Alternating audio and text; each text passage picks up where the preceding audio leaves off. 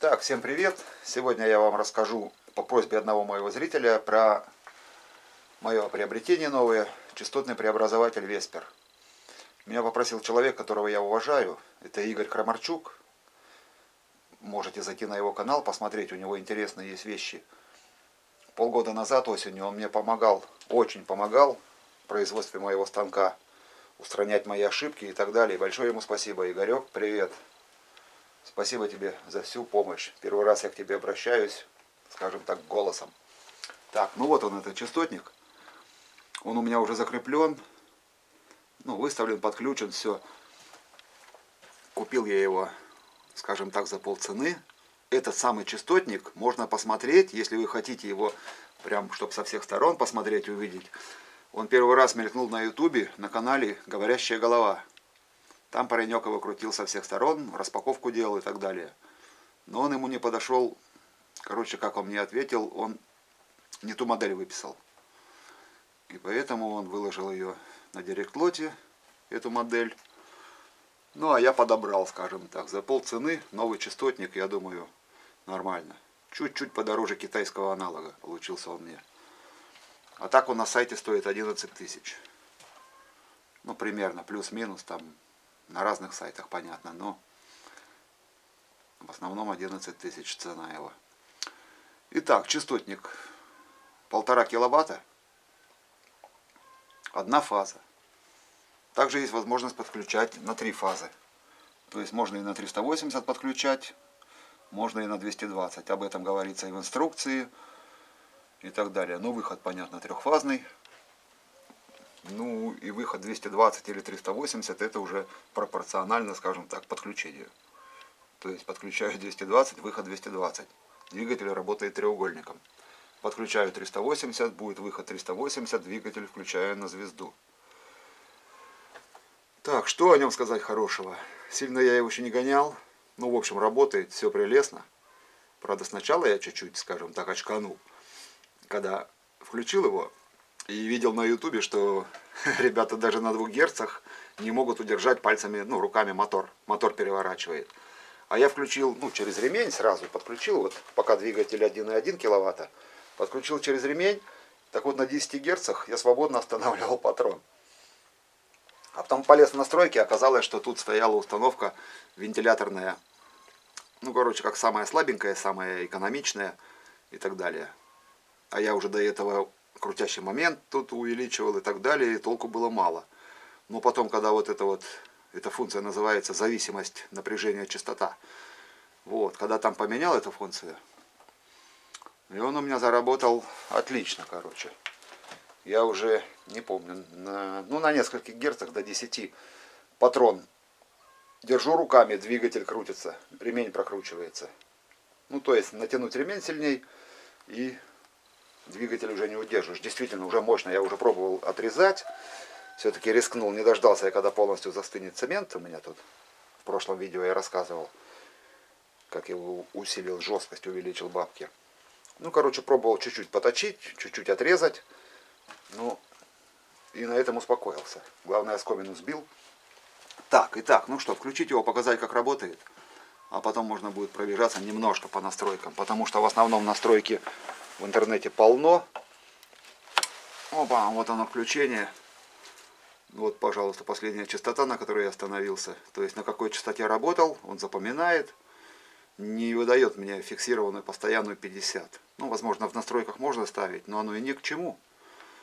Потому что если я работал на этой частоте, мне удобнее, чтобы оно на ней оставалось. Он до 200 Гц работает, этот частотник. То есть не как китайские 400, 600, есть 1000 Гц. Я не думаю, что когда-нибудь кто-то использует частотник на 600 Гц. Потому что даже 200 Гц, вот двигатель 900 оборотов, а на 200 Гц он развивает 3600. По-моему, если я правильно считаю. То есть больше уже никуда не надо. Хотя я рассчитываю двигатель поставить 1500 оборотов, 1,5 киловатта. Так. Можно запустить его. Конечно, есть неудобства, потому что это самый такой слабенький из этой линейки, или, скажем так, весперовские. Не самый слабый, есть у них от 0,4 киловатта. Я имею в виду, что они самые примитивные, вот эти вот частотники, именно этой линейки Vesper Mini. У них даже нет, как видите, потенциометра, нужно выводить. И у них сейчас нет реверса. Ну, то есть реверс есть, его надо менять в функциях, устанавливать. Он у меня сейчас крутит или в одну сторону, или в другую. Я не могу переключить быстро. То есть надо делать пульт по-любому. Я сначала хотел сделать пульт, а потом вам показать. Но пошли дожди, колхозники опять торжествуют, выходные. И пока нет посевной, пока нет основной работы в полях, я решил вам показать пока так.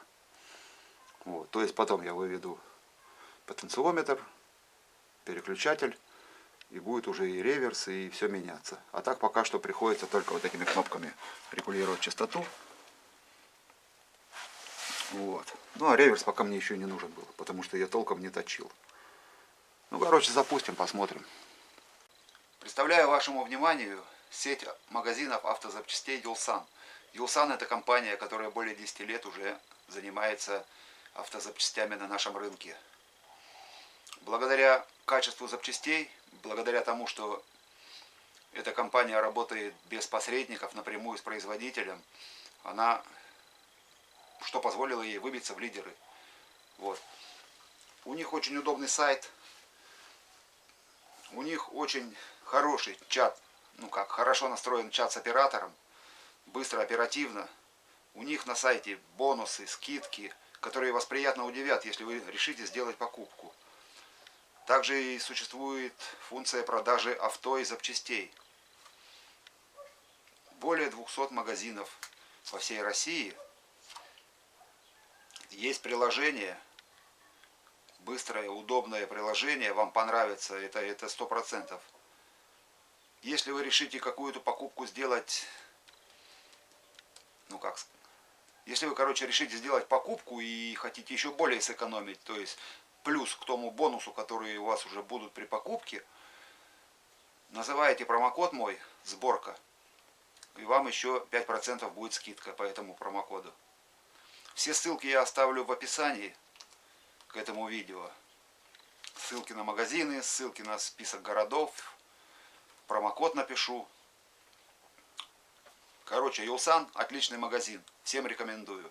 И к тому же это будет очень выгодно владельцам иномарок, потому что запчасти для иномарок в розницу очень завышены в магазинах наших. А благодаря тому, что Юлсан работает напрямую с производителем, вы будете приятно удивлены. Всем удачи и удачных покупок в Юлсане. Разгон у меня стоит сейчас 3 секунды. Есть. Разогнались. Мы теперь убавим. Работает намного тише, чем с обычным двигателем. Так, вот сейчас убавляем.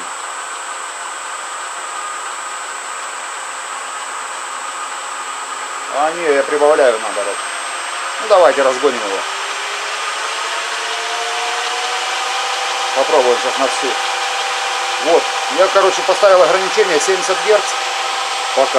Пока мне таких оборотов, думаю, будет хватать. Надо будет больше, поставлю больше. А теперь убавляем.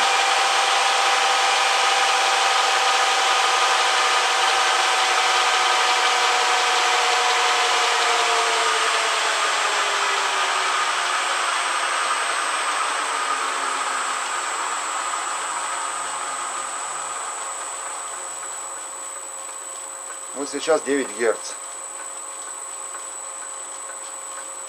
Убавляем еще.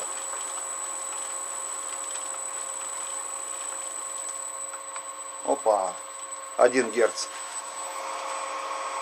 Видите, на 1 Герце крутит. Ну понятно, что сейчас крутящий момент не тот. Ну я думаю, на 2-3 Герцах резьбу нарезать леркой мне получится. Вот 3 Герца. И остановить его. Так, ага, еще кулачками руки порву. Ну, крутит. Опа. Приостанавливается, но крутит. Сейчас 3 Герца стоит. То есть нормально. В общем-то я доволен. Все путем. Вот, он остался на 3 Герцах. Сбавил герцы торможением и опять выставился на 3.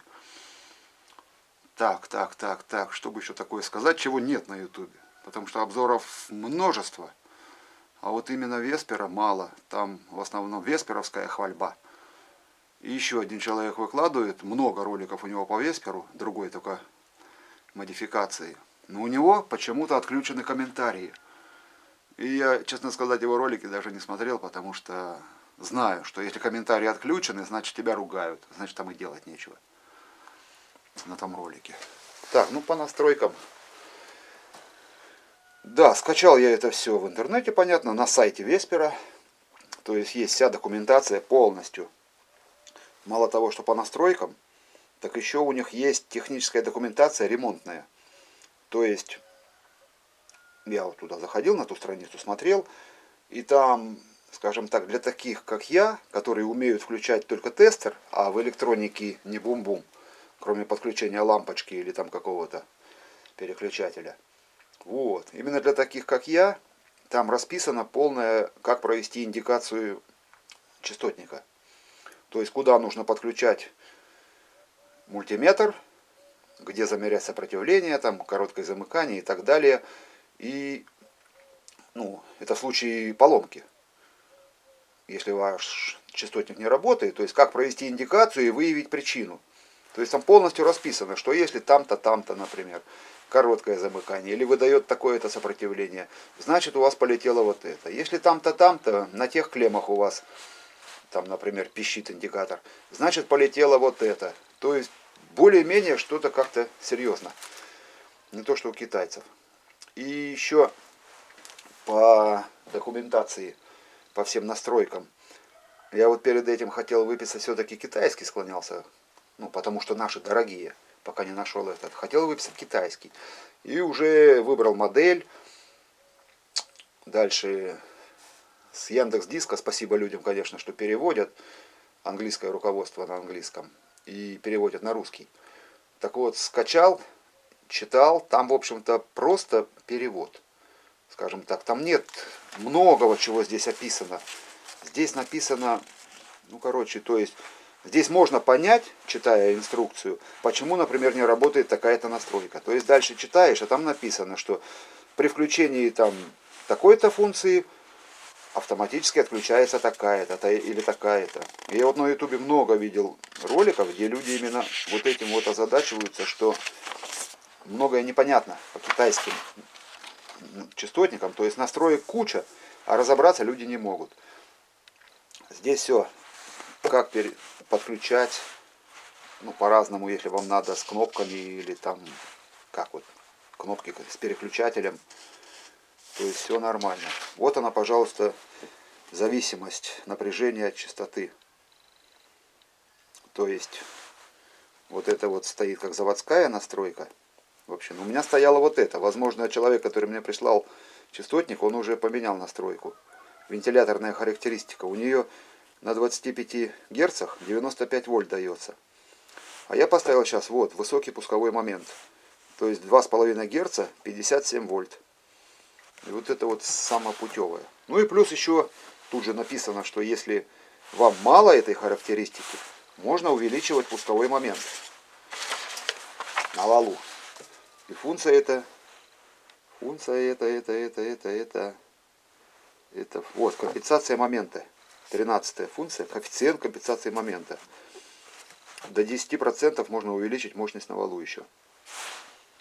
И к тому же она вот помечена звездочкой, однерка, это написано в примечаниях, что этот параметр можно настраивать во время работы. То есть во время движения двигателя можно настраивать этот параметр. Отличная штука, я пробовал, да, действительно он увеличивает момент. Но я пробовал еще его до того, как поменял вот эту функцию. Ну это ладно. Так. Короче, здесь много чего интересного, и я думаю, вот эта инструкция будет полезна даже тем, у кого китайские частотники, кто хочет разобраться в китайских. Потому что я подозреваю, что они же все равно, все частотники, в общем-то, сделаны по одному подобию. И, скорее всего, функции у них одинаковые. Ну, скорее всего, я не знаю, не сравнивал. То есть, первая функция — время разгона, вторая — торможение и так далее и тому подобное. Можно просто вам скачать, например, распечатать, если что-то непонятно по китайскому, и проверить примерно, сходится или нет по-вашему. И это, я думаю, будет большое подспорье ну, в понимании именно своего частотника, вашей модели. Потому что я думаю, корпуса разные, а начинка одна. Меняется только мощность. Вот. Так, ну вот такие дела. Наверное, на этом я заканчиваю свое видео. Вроде как все объяснил, что хотел, все рассказал. Подписывайтесь на канал, ставьте лайки. Всегда забываю говорить. Нажимайте, пожалуйста, на колокольчик, чтобы вам приходили извещения о новых роликах. Все, всем пока, до свидания. Если кому-то что-то непонятно, пишите, пожалуйста. Или я, может, где-то ошибся, исправляйте меня. Стараюсь всегда всем отвечать. Удачи вам. Извините, еще забыл важную вещь рассказать. Есть такая функция несущая частота. Установка несущей частоты. Ну, у нее шаг от 1 до 10. И вот есть таблица. Это опять же для хозяинов китайских частотников. Есть таблица. То есть функция 12, если однерка, там 4 кГц, 5, 6, 7 и так далее. До 16 кГц. Это, короче, задается частота коммуникации транзисторов. То есть, если у вас вот это вот, я встречал на ютубе, тоже вот писки в двигателях, пищит когда двигатель. И потом в комментариях спрашивают тоже люди, а что это за писк, почему он сильно пищит? Ну и, скажем так, автор толком или не объясняет, или игнорирует этот вопрос. Ну, в комментариях. Вот, и поэтому, если вдруг у вас возникает такая проблема, что писк и так далее, это ничего страшного. Просто я вас хочу предостеречь от одного, если как вот написано здесь в инструкции. Задается частота коммуникации транзисторов. Повышение частоты коммуникации приводит к снижению акустического шума в двигателе, то есть шум уходит. Однако при этом возрастают токи утечки в кабеле в двигателе. Вот. И теперь примечание. Если F12 равно 7 или 10, ну от 7 до 10, то есть больше 6, преобразователь должен работать с пониженной нагрузкой. Поэтому, вот у меня, например, стоит она заводская установка пятерка. Она 5 и стоит, я ее оставил. Когда я это прочитал, я даже не ставил 6 ставить, ну, проверять, то есть, потому что токарный станок, нагрузки разные, и будут, я уверен, на двигателе максимальные нагрузки. И поэтому предостерегаю вас, как вот посмотрите у себя в китайских частотниках, если где-то вы недоразобрались, сколько у вас всего, ну, частот этих, скажем так. И, ну, как объяснить? Короче, пускай он лучше пищит. Получается вот здесь по инструкции, что это ничего страшного, что он пищит. Зато он может работать, ну, с нормальной своей нагрузкой. Потому что если ставите больше 7, даже больше 6, то нужно уже с пониженной нагрузкой. Это, скорее всего, уже для вентиляторных режимов. Вентиляторы там такие, которые крутят целый день без нагрузки. И вот этот, ну, писк убираешь и не мешает. Ну, короче, все равно, вот даже у меня сейчас списком чуть-чуть, вы, наверное, слышали, что он пищит двигатель. Но все равно он работает намного тише, чем у меня стоял другой двигатель без частотника. Вот. А теперь все. Всем удачи.